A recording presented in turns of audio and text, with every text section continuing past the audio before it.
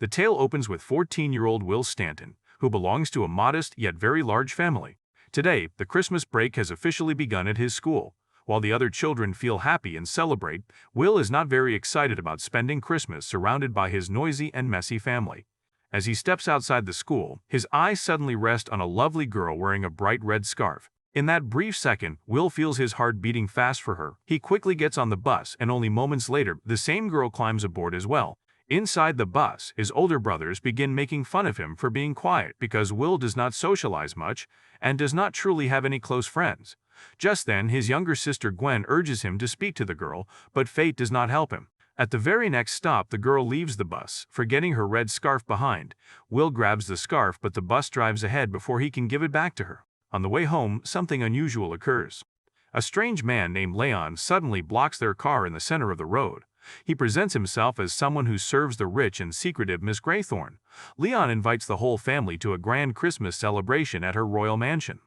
When Will finally arrives home, he learns that his oldest brother Max has also come back for the holidays and has taken Will's bedroom.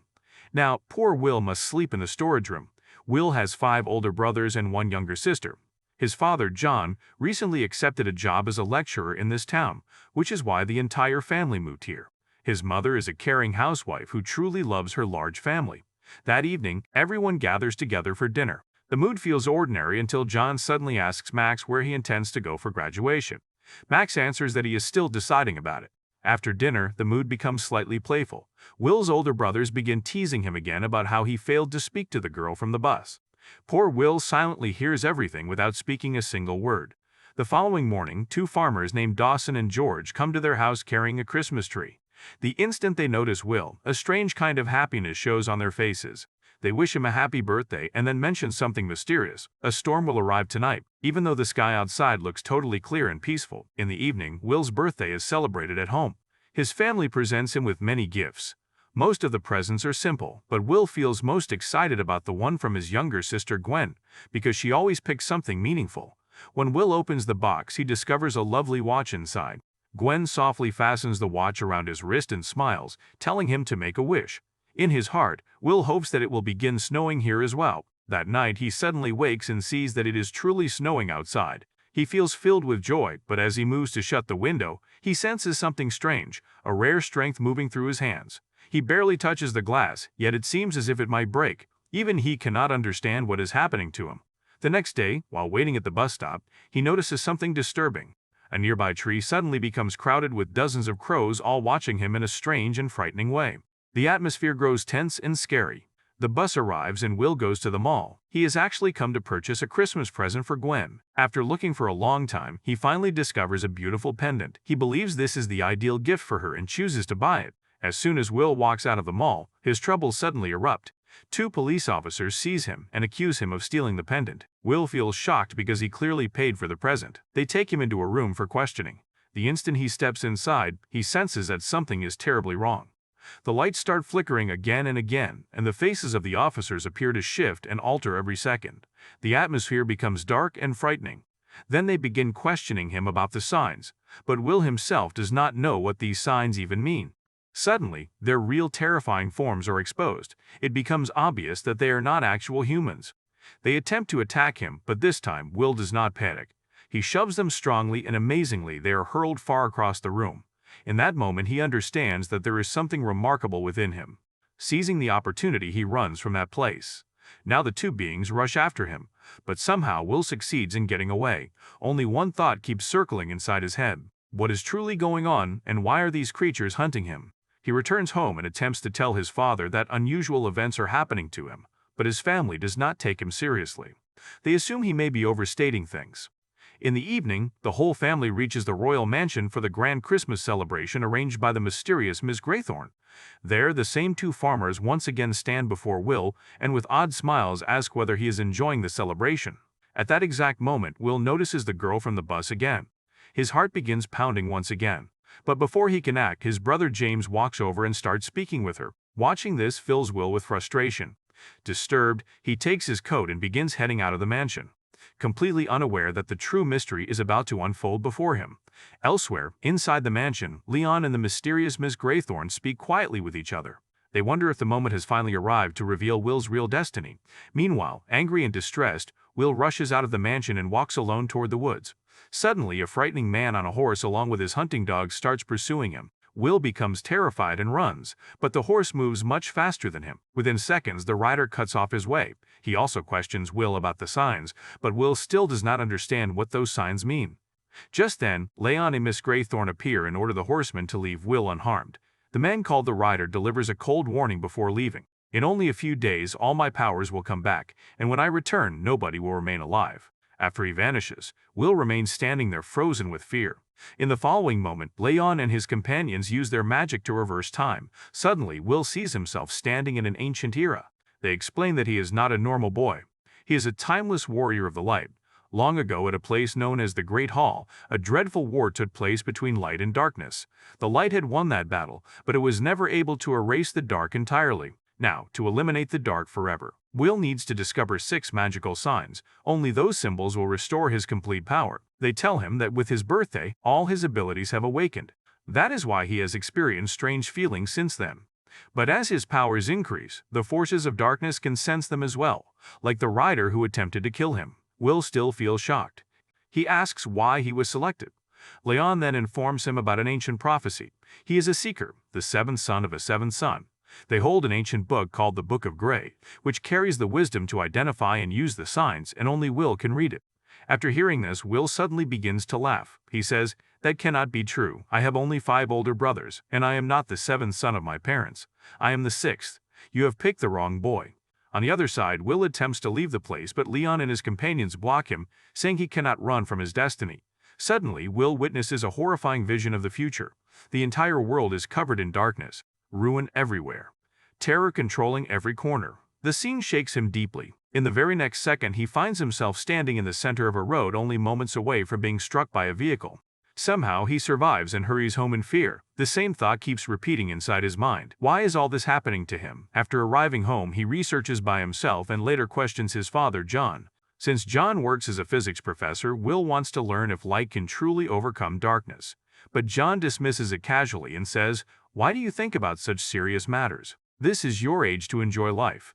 Later that night, Will enters the storage room. He opens a drawer, but suddenly loses balance and falls, hurting his leg. His mother, Mary, quickly calls a doctor. As Will walks to get some water, the instant he hears the doctor's voice, he senses something terrifying. This is not a normal doctor. It is the same dangerous rider who pursued him in the forest. The doctor smartly sends Mary into another room to bring something so he can talk to Will privately. The moment he touches Will's leg, the wound heals immediately. Then he calmly says that if Will gives him details about the signs, he can grant him anything he wants. But when Will refuses, the rider shows his real face. Using dark magic, he causes terrible pain in Will's leg. Will cries out in suffering. The rider warns him, saying that if he stands with the ancient warriors, his whole family will be murdered. Just then, Mary comes back into the room. The rider instantly continues his performance, acting as if nothing occurred. He says the injury needs a few days to recover and then quietly walks away. On the other side, Will again enters the storage room. There he discovers an old photograph showing 2 twin babies. Shocked, he carries the picture to his mother, Mary. Her eyes fill with tears. She tells him that he once had a twin brother. His name was Tom. When Will and Tom were only 2 weeks old, a fierce storm struck one night. Both babies began crying loudly. Mary lifted Will and went downstairs, asking John to bring Tom too. But at that time, John was busy working on his thesis. He reached Tom's room just a minute later, and Tom had disappeared. He had vanished without leaving any trace. They searched every place, but Tom was never found again. The tragedy broke John from within. He stopped writing his thesis and fell into deep shock. After discovering this truth, Will realizes that none of these events are accidental. A huge danger truly hangs over the world. And now, instead of escaping, he chooses to stand with the ancient warriors. He reads the Book of Gray and understands that extraordinary abilities exist inside him. He can sense the signs of light. He can shift objects using the power of his mind. He can travel through time in both directions. Amazing strength moves through his body.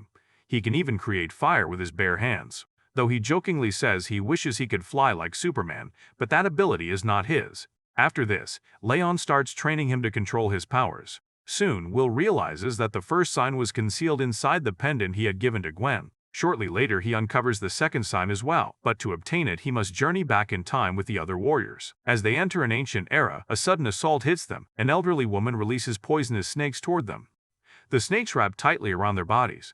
But this time, Will remains fearless. He uses his powers, breaks free from their hold, and captures the second sign. With the help of that sign, he safely returns to the church together with his team. While speaking with Leon, Will learns another surprising truth. He is told that one of his ancestors was named Thomas, the one who first created these magical signs. Thomas was a powerful warrior of the light. Leon also reveals that the sixth sign has never been discovered because in truth it was never hidden, and since Will belongs to the same bloodline, only he can find it. On the other side, in the realm of darkness, the rider meets a mysterious man.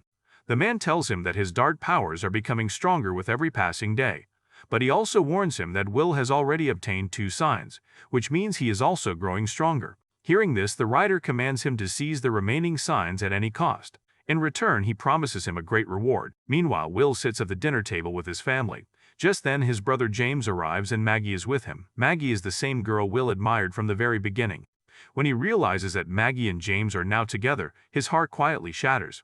After a while, Maggie herself comes to talk with Will. Gently, she tells him that she also has certain special abilities. Using grains of salt, she creates the shape of a sign, leaving Will astonished. After dinner, Will shows her a small display of his own powers. Then, gathering bravery, he asks her why she is with James and whether she also belongs to the Ancient Warriors team. Maggie gently tells him that he must not lose focus over such issues. He needs to concentrate on his real mission. She explains that she is not a warrior but has only come to keep him safe, no longer able to control his feelings. Will admits that from the very first time he saw her, he felt a strange connection toward her. He keeps thinking about her all the time. At last, he speaks honestly, telling her that he loves her. But just then, James enters and asks what they are doing together. Maggie smiles and casually says that she was only talking to Will while waiting for James. The moment Maggie walks away, Will's anger bursts out. He rushes toward Leon and says, "I do not think I can save the world. I cannot even speak to girls properly. How will I ever save the world?" Leon relaxes him.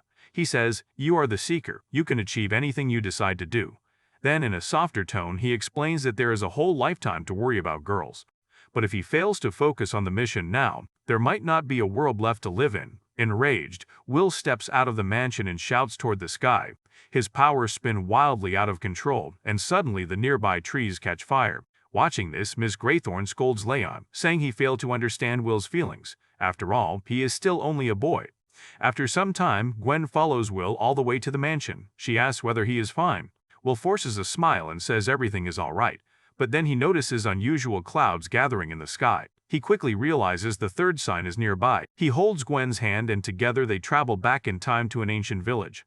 Disorder surrounds them. Soldiers battle one another. Hiding carefully, they move ahead. Suddenly, Will notices a sign hidden inside a soldier's shield. He and Gwen quietly trail the soldier until he arrives at a boat. The instant Will lifts the shield, a huge, strong man grabs him and hurls him into the water. The man prepares to strike, but then his eyes notice Will's special watch. The man agrees to trade his shield for the watch.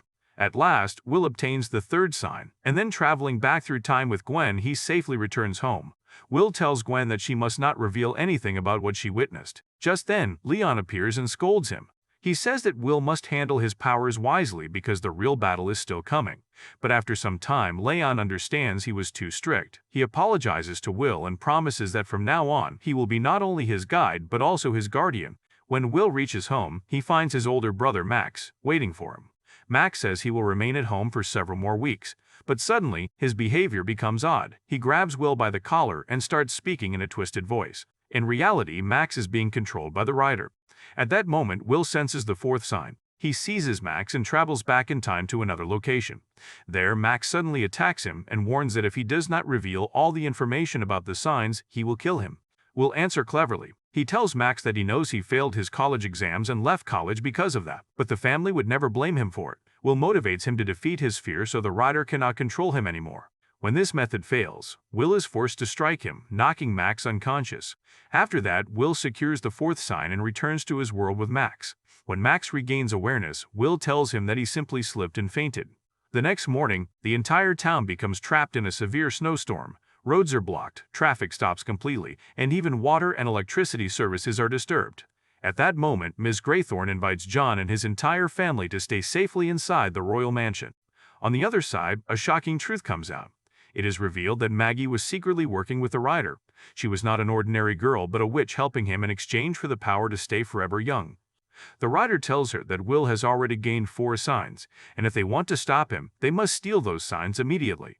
Meanwhile, Leon informs Will that after obtaining the 5th sign, he must meet him at the Great Hall. But Will remains uncertain. He says that even if they discover the 5th sign, they still have no knowledge about the 6th sign. Even then, Leon strongly believes that only Will can defeat the rider and protect the world from the reign of darkness. After some time, Maggie meets Will at the royal mansion. She asks him to hand over the signs. For a short moment, overcome with emotion, Will is nearly ready to give them away, but then his eyes notice the 5th sign. Understanding the danger, he risks everything and succeeds in claiming the 5th sign too. Now all 5 signs belong to him, and he firmly refuses to give even one to Maggie because she does not keep her promise. The rider also breaks his promise. Suddenly, Maggie's youthful face starts to fade and she changes into an elderly woman. Deprived of her power, she falls into the river and drowns. On the other side, the rider's powers have now become far stronger than before. The rider starts spreading destruction throughout the entire town. The weather becomes violent. Strange incidents occur everywhere. It is obvious that darkness is preparing for its final strike. Meanwhile, Will arrives at the Great Hall with the other ancient warriors. The rule there is simple. The rider cannot enter unless someone invites him inside. Suddenly, they hear his father John's voice outside asking them to open the door. The warriors stop Will, but then Gwen's voice shouts that one of his brothers is hurt. Then Mary's desperate voice echoes asking for help. Overwhelmed by emotion, Will gives up and opens the door. But it was a trap. The rider was copying his family's voices to trick him. The instant the rider steps inside, his dark energy consumes the light of the Great Hall. The ancient warriors attack him, but he has grown unbelievably powerful. One after another, he defeats them and throws them into darkness. Now he stands directly in front of Will. He asks, "In your most difficult moments, where are your family and friends?" Then he mocks him, saying he is still only a child and should not even think about saving the world. Suddenly, the rider reveals a magical sphere. Inside it, Will's twin brother Tom is imprisoned. The truth comes out. 14 years ago, the rider kidnapped Tom, believing that he was the seeker. The rider throws the magical sphere into the waters of the Great Hall. Will desperately tries to save his brother, but dense darkness surrounds everything. In the end, the rider pushes Will into a giant black cloud and leaves to spread darkness across the world. But inside that dark cloud, something shifts. Will suddenly remembers everything. He realizes that the 6th sign was never hidden because he himself is the final sign. The moment he understands this, all his powers awaken together. Darkness can no longer restrain him. Will rises from the Great Hall holding the magical sphere. With all his strength, he traps the rider and his darkness inside that same sphere and throws it into the river. As the sphere sinks beneath the water, light spreads throughout the entire town. The darkness disappears, and at that same moment, Tom is released and returns. After 14 long years, the two brothers finally reunite. Will's mission is finished. He asks the warriors for permission to return home, and they allow him to leave. When Will and Tom arrive home, the entire family breaks down in tears of happiness. Their lost son has finally returned after many years. And with that, the film concludes. Tell us how you felt about this movie in the comments section. If you like this recap, be sure to like the video and subscribe to the channel for more incredible stories like this. See you in the next one.